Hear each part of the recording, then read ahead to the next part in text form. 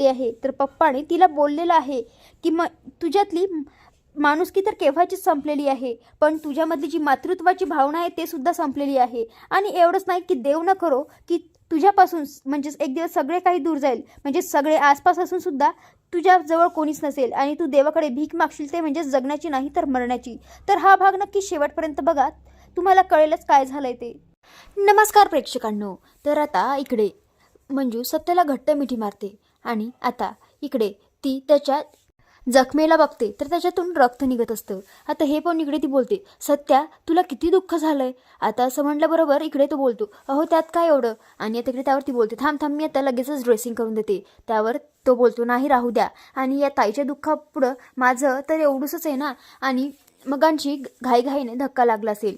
आणि आता इकडे तो त्या बाळासोबत खेळत असतो. आता इकडे मंजू विचार करत असते की खरंच सत्याने त्या तात्याच्या परिवाराला संपवलं असेल का. खरंच सत्या इतकं काळजी घेतोय आणि मी सत्याला गुन्हेगार समजून चूक तर करत नाहीये.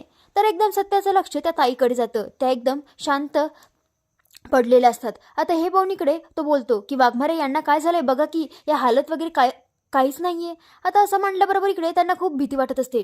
आता इकडे सत्या बोलतो की वाघमारे मॅडम तुम्ही लवकर या बाळाला घ्या. आणि आता इकडे तो ताईला जोरजोरात हाका मारत असतो, तिला शपथा घालत असतो बाळाच्या.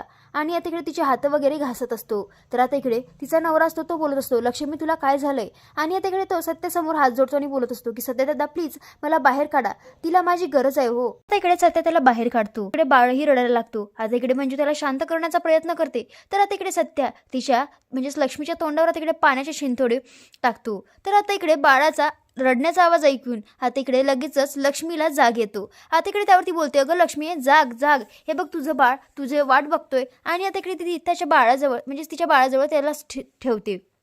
तर आता इकडे ते दोघंही बोलत असतात की हे बाळ माझ्यासारखं दिसते, म्हणजेच नवरा बायकोचं असं चालू असतं. आता इकडे सत्या त्या बाळाकडे बघत असतो आणि मंजूकडे, म्हणजे त्याच्यासुद्धा मनामध्ये असं काहीतरी वाटत असतं. आता इकडे मंजू सत्याकडे बघते तर काय त्याचं तोंड छोटंसं झालं असतं. इकडे लक्ष्मीचा जो नवरा असतो तो आता इकडे सत्या आणि मंजू दोघांची हात जोडून माफी मागतो. आणि आता इकडे तो बोलत असतो की खरंच माफ करा मला सत्यदा, तुम्ही एवढं देव माणूस, तुम्ही आमच्या म्हणजेच माझ्या लेकीला आणि माझ्या बायकोला वाचवण्यासाठी जीवाचा आटापिटा केला आणि मीच तुम्हाला मारून टाकणार होतो. खरंच खरंच माझी खूप मोठी चूक झाली. आणि तुम्ही एवढ्या मोठ्या मनाचे आहे की मला माफसुद्धा केलं आहे, मला हे चांगलंच माहिती आहे. पण मात्र आता मी माझ्या लेकीची आण घेऊन म्हणजे शपथ घेऊन सांगतो की आता मी कधीच असं वाईट काम करणार नाही आणि सगळं काही मी सरळ मार्गानेच करेल. आणि एवढंच नाही तर मी त्या तात्याच्या विरोधात साक्ष द्यायला सुद्धा तयार आहो. आता असं म्हटल्याबरोबर एकदम मंजू आणि सत्या दोघंही खुश होतात. तर आता इकडे भारती मावशी पडवळ आणि इकडे मयुरी धावत धावत आतमध्ये जात असतात. तिथे लोक जमा असतात. आता इकडे हे पाहून तितक्यातच ते त्यांना बाहेर काढत असतात, म्हणजेच त्यांना दूर करण्याचा प्रयत्न करतात. तितक्यातच आता तिथे पत्रकार येतात आणि बोलत असतात की तुम्ही म्हणजेच पोलीस एवढे निष्ठुर झालेले आहेत की एक बाळंतीण बाई नसून तिला अटक केलं. आता इकडे ते खूप काही आरोप करत असतात. आता हे पाहून इकडे भारती मावशी बोलते, ओ तुम्ही कोण हो. म्हणजेच एक साईडच सगळं काही माहिती पडून आणि म्हणजे सगळ्यांवर आरोप करत असतात. आता इकडे पडवळ सुद्धा त्यांना चांगलाच बोलतो. आता हे पाहून इकडे तितक्यातच तिथे जे बाहेरचे माणसं असतात ते बोलत असतात, अहो डिलिव्हरी तर कितीच वेळची झालेली आहे आणि बाळाचा तर आवाज मगानी चला रडण्याचा. आता असं म्हणल्याबरोबर इकडे सगळेजण खुश होतात.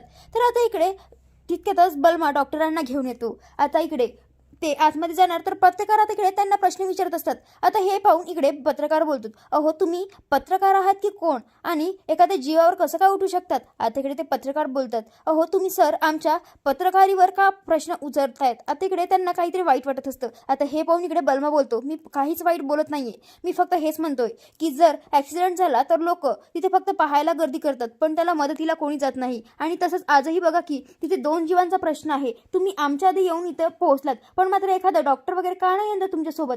आता इकडे असं बोलून आता इकडे तो बोलतो की कोण चुकतंय आता हे तुम्ही विचार करा. आणि आता इकडे तो डॉक्टरांना आतमध्ये घेऊन जातो. तर आता इकडे तिथे बाळाला पाहून तिकडे ते म्हणजेच डॉक्टर आणि बलमा तिकडे दोघंही खुश होतात. तर आता इकडे डॉक्टर बोलतात की डिलिव्हरी अशी कशी काय शक्य आहे, कुठलीही मेडिकल फॅसिलिटी न मिळता. आणि खरंच तुम्हाला मानावं, तुम्हाला मांडलं, खरंच तुम्ही काहीही करू शकता. आता इकडे ती सुद्धा त्यांचं खूपच कौतुक करत असते. आता इकडे डॉक्टर बोलत असतात की मला यांना चेकअप करावं लागेल आणि ती लगेचच चेकअप करून आता सांगते की बाळाच्या आईला थोडंसं विकनेस आहे आणि आता इकडे त्यांना सांगते की लगेचच तुम्हाला आता समोरच्या प्रोसिजरसाठी लवकरच दवाखान्यामध्ये ॲडमिट करावं लागेल. तर आता इकडे लक्ष्मी म्हणजेच आता इकडे लक्ष्मी सांगते की हे सगळं काही मंजिरी मॅडम आणि सत्यदादामुळे शक्य झालंय, म्हणूनच माझं बाळ या जगात सुखरूप आलंय, नाही तर माझं काय झालं असतं मला सुद्धा माहिती नाही. आता इकडे तिचा नवरा सुद्धा सांगत असतो. आता इकडे बाहेर यांचा लोकांचा प्रेसवाल्यांचा खूप कल्लोळ असतो. आता इकडे त्यावर सत्य विचारतो काय रे बलमा कसला कल्लोळ चालू आहे बाहेर.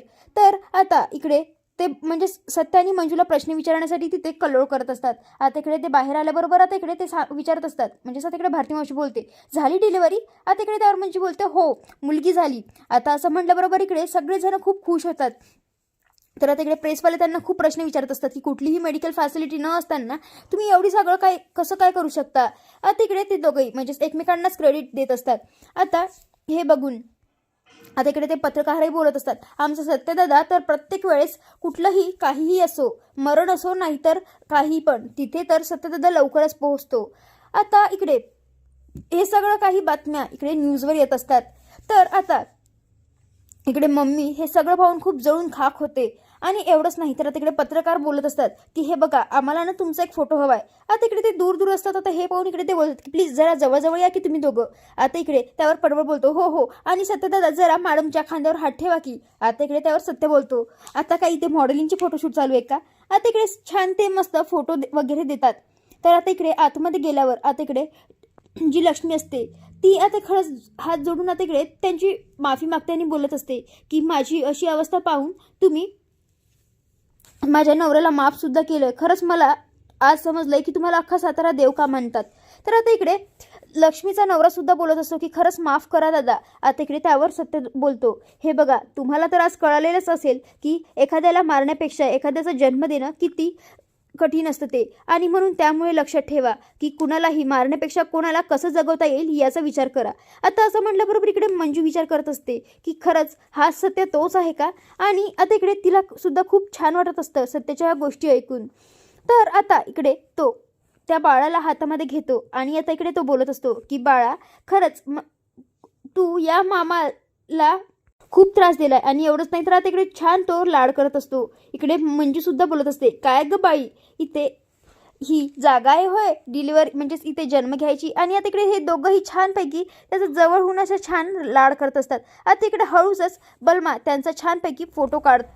तर प्रेक्षकांना आपल्याला लवकरच तिकडे या मालिकेमध्ये आता इकडे रोमॅन्टिक असे नवनवीन एपिसोड्स पाहायला मिळणार आहेत.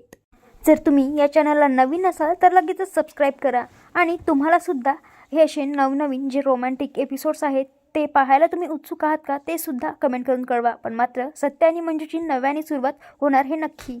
आणि मंजूला अमृताचं सत्यसुद्धा लवकरच कळणार आहे. म्हणजेच जो तिचा नवरा आहे लिंबराज तो दारुड्या आहे. आणि एवढंच नाही तर आता असंही आपल्याला लवकरच पाहायला मिळणार आहे की मंजूचं जे घर असतं ते जळतं आणि आता इकडे मंजू सगळ्यांना तर सुखरूप बाहेर काढते पण मात्र इकडे अमृताला थोडंफार